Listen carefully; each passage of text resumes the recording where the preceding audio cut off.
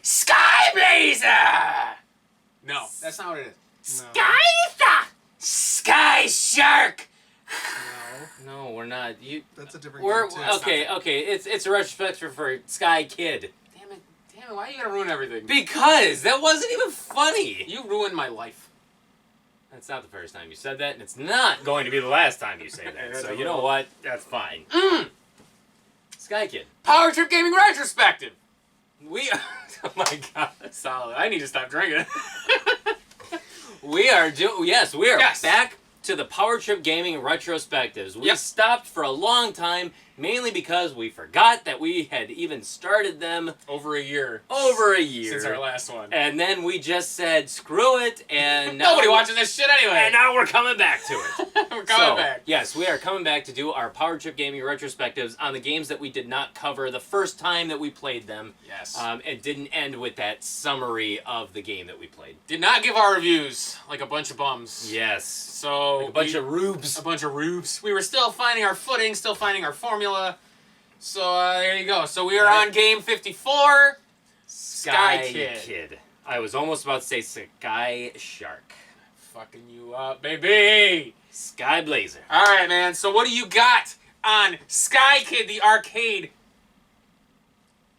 I was gonna say classic, but I don't think it's really a classic. It's not really a classic, and I don't have much on it. I just have my history of playing this game at a local restaurant because it had a sit-down cabinet. You remember the sit-down ones where it's like it was like the monitor. It wasn't a cocktail table, but it was like the monitor was like right there, and you sat in front of it, and it's just I remember playing at this restaurant and just being enamored with the game and loving it.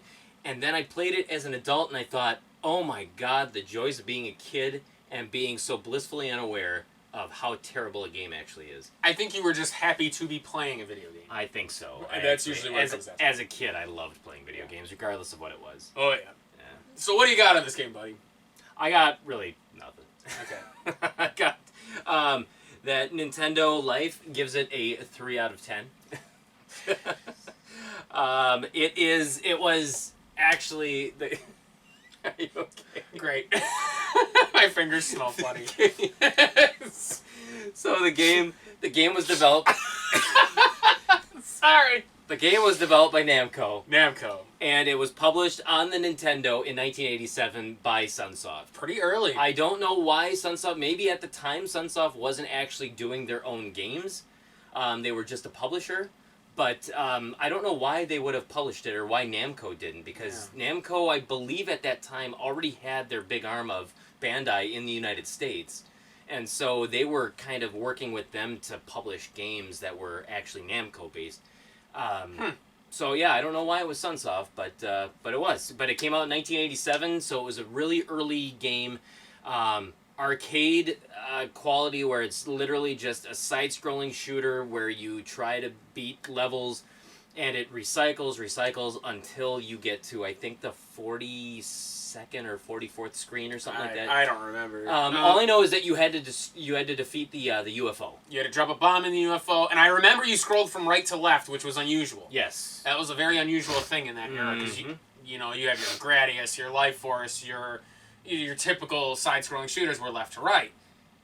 Well, it don't matter. Yeah, I forget how... Camera... Yes, left to right. But this one was right to left, which was automatically weird. But, you had 40-something stages you had to go through. I remember we had to drop a bomb in the center of the UFO. Boom, boom, boom, boom. Game over. Yep. It took us a while. This was a long baby. Because you get so many lives, you have no continues whatsoever. Not a single continue. And when you die and you lose all your continues, you start from the beginning of the game. All your lives. Yeah. No continues. I'm sorry, all your lives. When you lose all your lives, you start at the beginning of the game. It's just, that's all there is. It was nice, though, because you did have a form of an evasion in a barrel roll maneuver, which was kind of a neat thing, because that really wasn't something presented in the NES era for shooters. You never had an evasion type move, I guess, in that era. And honestly, too, I remember you could use it multiple times in a row. Yeah. As long as you had the space in order to do it, you could, like, I remember going, like, barrel rolling into, like, a group of planes, but then barrel rolling to evade that group of planes. Yeah. And so it ended up being a really cool feature. And not only that, but it wasn't a get hit and you're dead. It was a get hit, your plane starts going down, and you can actually recover. Can recover from it. Yep. You can recover from a tailspin. And unless you fell into something, but that was something that had never really been done in a shooter at that point. No. That I can recall. No, and when we started to utilize that, and we could actually consistently utilize that, we made it consistently farther every time because of that, and just trying to catch ourselves before we actually hit the ground on impact. Yes, it was. So that it had some interesting mechanics that I had, at least at that point, had never really seen before. Mm-hmm. Which I suppose we'll get started on the review then. What do you give Sky Kid for a difficulty? So honestly, this game was a lot tougher than I was expecting it.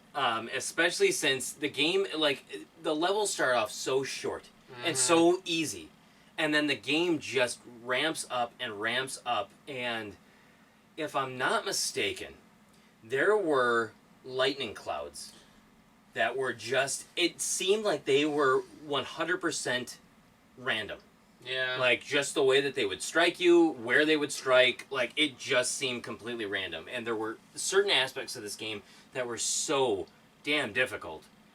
But then there are certain things where it's like, you would consistently make it to, God, I remember there was, like, I was dying after, like, the 11th or 12th screen, and then all of a sudden it's like, I made it, like, 40 screens. Yeah. It's like, I could not make heads or tails of this game. But, I mean, honestly, to me, I would be, in my opinion, I think it's a 6 or a 7. I honestly think, I think I almost would be leaning towards that 7, just off of the fact that you have limited lives, no continues, and I don't know, I can't remember, I think you do get extra lives for your points. Yeah, because there were bonus stages. But it's not, you don't get as many as you would think. And there's no random life pickups or anything like that, so you can only get them based off of your score. It was no Jurassic Park where it was every 1,000 points or something. Exactly. It was in the the typical arcade intervals. Yes. 10,000, 50,000, 100,000, Mm-hmm. So it was unreliable, was essentially what it was. Very much so. Yeah, I would say it's 6 maybe. 6 or 7. So I'm curious as to how where you are feeling your difficulty. So like you said, the levels aren't terribly long. You know, they get rough. The main difficulty in it was the fact that you didn't know what you could touch and what you couldn't. I remember there were billboards that you would think would be in the background. No, you smack right into that fucker. Like it got hard to discern what was background and what was foreground, and like what you could run into, and that sucked. And, like, I remember planes at some point start coming from the back, which sucks. It's a good thing you get a barrel roll. But yeah, I remember the lightning clouds were terrible. You basically, it felt like anytime a lightning cloud came up, you were getting hit. Yeah. But the fact that you can recover from a hit gives it some points. You know what I mean? It kind of makes it a little bit more bearable in a shooter sense, you know, in this genre. But there's drag. When you have a bomb, you cannot go up fast. Remember? It would drag you down. I remember that. So that sucked. You know what? I think it will be a 7. You are, wow. I think you're. Did I really just convince you? No, it's I had more. a feeling It's the fact that there's no continues. It does make it very, very rough. And it's a lot of it is there is a password in, if you look up Nintendo Power. It was in an episode of Nintendo Power where you could continue, which I want to say we utilized in our playthrough near the very, very end. We didn't do it the whole time, and then I think we did end up using the password from Nintendo Power. But it's, a 7 definitely feels fair because they throw a lot at you. They do, and it's not a very easy shooter, especially to go all 40-something screens. What are you doing? Just. It's not hooked up to the television. Oh, so it won't matter. You can turn TV off if you wanted. Son of a bitch. Why would you do that? I thought you saw me unplug it. No. That's alright, buddy.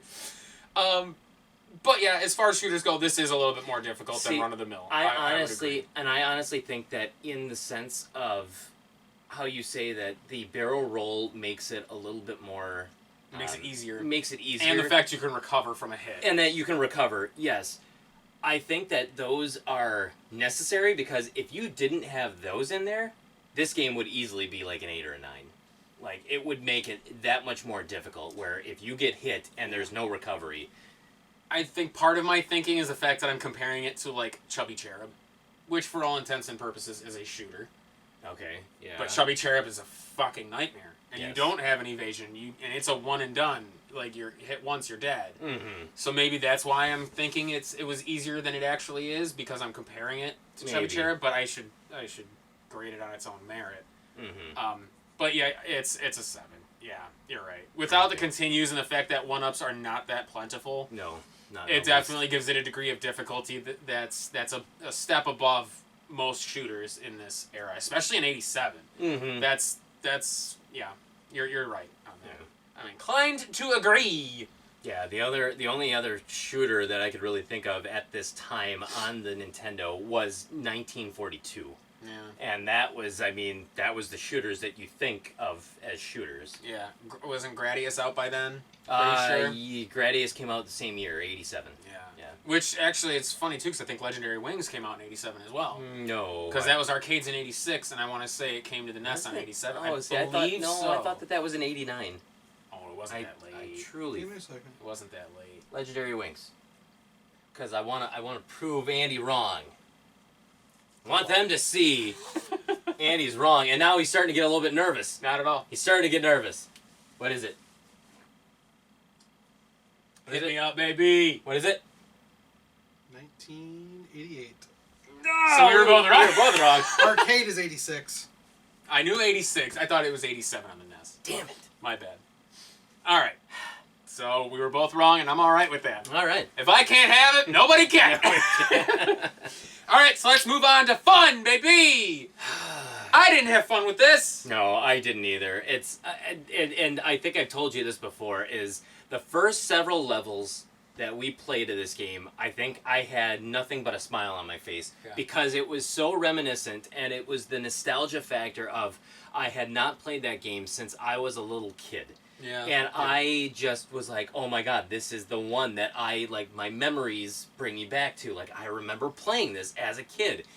And the charm wears off really, really fast. Yes, it because does. the levels are super short. They are really repetitive. The music is not that great. It's not standout. It is very forgettable. If I recall, it's the same song from beginning to I end. want to say it is. I'm not 100% sure. But the game itself has very little variety, and the controls are not the greatest. Yes, there are some additional things that are really fun about it, but and unique in that sense, but for the most part, there is nothing redeemable about this game. So honestly, I would give this game a 3 for fun. As I like the fact that it's a shooter. I like what they had thrown into it, like some of the different mechanics of it, like the barrel roll and allowing you to recover from a hit if you were high enough. Yeah. It kind of almost gave it that punch out element where you could get up from a knockout. And so that's why I give it a 3. But as far as the rest of it, I mean, there is nothing really redeeming about this game. It's repetitive, it's boring, it's bland, and it just wasn't that great. It's forgettable. Yeah, I'm inclined to agree. Like, it was cool that it was 2 players simultaneous. I liked that. Yes. So we both played at the same time. Yep, It was cool. Yeah. Mm-hmm. I want to say, how did it? Boy, we really should have watched the video before we did this. No, I want to say if I died, I had to wait until you died before we both came back. Correct. It wasn't an I die and then I come back, or if you died, it just stopped everything. No. If you died, then it was just one player playing on their own until the game over, and then you both came back. That's Yeah. what I thought. Yeah. Because there were times where I like I was saying, I would die like super early on, and then I would just like throw out the controller. Like, I'm sick of this game. I'm done with it. I remember we got pretty slap happy by the middle of it because we were just so frustrated with Yes. this game. Yes. I remember we got kind of nuts in the middle of it, Mhm. which was it was a good series of videos. It was, but yeah, this 3 feels right. Yeah. It was a colorful game. I mean, I can see its charm and its graphics. I like it was unique in its genre. What was with the cheerleaders that could turn into like pandas? I don't know. That was really weird. That was weird. That was weird. I still Points. wish the point system was so arbitrary. Or Yeah. I remember we found like a secret item that was worth like 1,000 points or 2,000 points, like the Pac-Man. I think you could find Pac-Man. Yeah, probably because obviously it was Namco. Yeah. And so you could find Pac-Man doing his little, actually, do that. Yeah. And, but it was for nothing. It was just a neat little Easter egg that was in there, but again, it's nothing that saved this game from just absolute, Like I said, I echo kind of the same things I said in difficulty. You couldn't figure out sometimes what was foreground, what was background. Mm-hmm. You couldn't, if you were anywhere near the ground and you took a hit, you were done. Because the recovery was unreliable. You could do it, but we for the life of us couldn't figure out how to do it. How to do it, yeah. Like, all of a sudden, we would just recover, and then there would be some times where it felt like we would mash the controller like crazy, and we still couldn't recover. Just couldn't recover, yeah. So it was very odd in trying to figure out how to recover. But yeah, it kind of was, at 40-something levels, that's long. That's a long game. Yeah. I'm surprised it had an ending, being an arcade game, but yeah. I don't know if it necessarily had an ending, though, because I think it just... We got an end screen. Did we really? Yeah, I don't remember it's getting the screen. picture of the two pilots with That's their women. right, with their women's, yes, Yeah, that's and right. we got an I end screen remember or something. that. Yeah. I remember So, that. I mean, there was an end screen. It was just weird for the time, especially for an arcade port, that it would have an end screen. Yeah. But, I don't know. Like you said, there were a few too many faults to make it really enjoyable in a lot of shooter sense. Yeah. So, Three feels fair. All right, so with 7 difficulty, 3 for fun. Paul, what did you pay for Sky Kid? So for Sky Kid, I remember picking this game up because I already had an inkling of what it was that I played when I was a kid, and so I found this game, back in 2003 at 7 Mile Fair, but I paid like $5 for it, which was a lot at the time because $5? No, I'm dead serious because this is when you could get games at like GameStop. Believe it or not, they still sold Nintendo games, and on average, their games were like 99 cents to $1.29. This would have been one of those tiers. You could have, one of the more expensive games I remember seeing was like Mega Man 2, and that was like $14.99. So I mean, $5, that was like a third of the way to Mega Man 2, and this game is really not as good as Mega Man 2. So I mean, at the time, I knew I had paid a little bit too much for it, but I'm like, all right, that's the price of nostalgia. So that's what I did. I paid $5 for it. Well, according to PriceCharting.com, as of this retrospective, it is $10.74. Is it worth it? No. It's not even worth the $5. Do you recommend it? I'd say it's an interesting game to play once or twice. Try it, but I don't think I could wholeheartedly recommend this game. I don't think I could. It's unique in its genre. Like I said, there's a lot of unique aspects to this, and I like that. But I don't think you'll quite get the enjoyment out of it that you would if you got Life Force or Gradius. Even Gradius. Yeah. Tiger Heli. Tiger Heli would be another one that I think. I've never played Tiger Heli. That one's good. No ending. That's fine. Can't be friends with him anymore. Sorry. Thundercade. No. Yeah, no, I agree. I agree. I think that there was so much better. Even back then, there was a lot better stuff out than this. Agreed. And it's, I don't know, it felt like even though you had games like Metroid, and you had Gradius, which looked absolutely beautiful at the time. You had Sky Kid, which actually looked like the graphics looked like it was on an Atari system. Yeah, they weren't great. So it's like they could have done so much better, and they didn't. And so I think that's, I mean, there's better out there, and so I could not recommend this game. Well, I mean, look at Wayne's World. Was what, 91? I'm sorry, but Radical has their own demons, okay? Bill and Ted? I mean... Beam Software was not really reliable as well either. No, they were... Because they also had Back to the Future. Yeah, they were pretty bad, man. They were pretty bad. Game developers, you cannot... certain developers, I'm sorry, Namco, they knew their shit by this point. You can't tell me that this was the best that they could do with the Nintendo at the time. I think they could have done better. I want to say in '87, I mean, they even had the home port of Pac-Man come out on the Nintendo, and that looked beautiful. Better than the Atari version. Well, obviously. Yeah. So, I mean, there is no excuse for it, especially from a developer as big as Namco at the time, who probably they probably were part of the big three, actually, I would say, where it was Capcom, Konami, and Namco. Like, they were huge. Well, because, I mean, you had... The arcades. You had the arcades. I want to say it was them who did, like, well, obviously Pac-Man, but they also did Space Invaders? I want to say they did Space Invaders as well, too. But, I mean, they knew their shit. They were a big company, big video game company. Yeah. So there's no excuse for it. No. Well, that'll do it for this Retros menu. Thank you so much for joining us back, and we are sorry that it has taken us over a year to get back to them. Yeah, it's taken us a while. A hot minute, as the kids say these days. As the kids, these crazy kids say these days. We were back in a hot minute. But no, we were gone for a second. We were gone. We're gone for a second. That's great. That's great. No, it's triggering some people that we were gone that long. But you know what they say about yeast? It's just another apostrophe. Yeast? Yeah, it causes infection. Yeah, it does. So hit us up on Facebook. Hit us up on Twitter. PowerTripGaming.tv. It takes you directly to the channel where you can watch all of our other videos.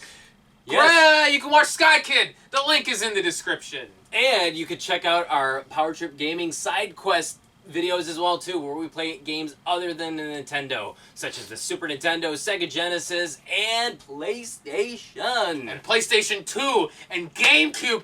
Oh my god! Oh my god! And if you don't want to contact us on Facebook or Twitter, you can always email us at nespowertrip@gmail.com. Yes, but check us out on iTunes and Stitcher for the PTG Powercast as well too, where we talk about video game stuff and everything else under the sun. And under the clouds as well, too, because it's not always a sunny day. And under the moon. Good night, cow. Jumping over the moon.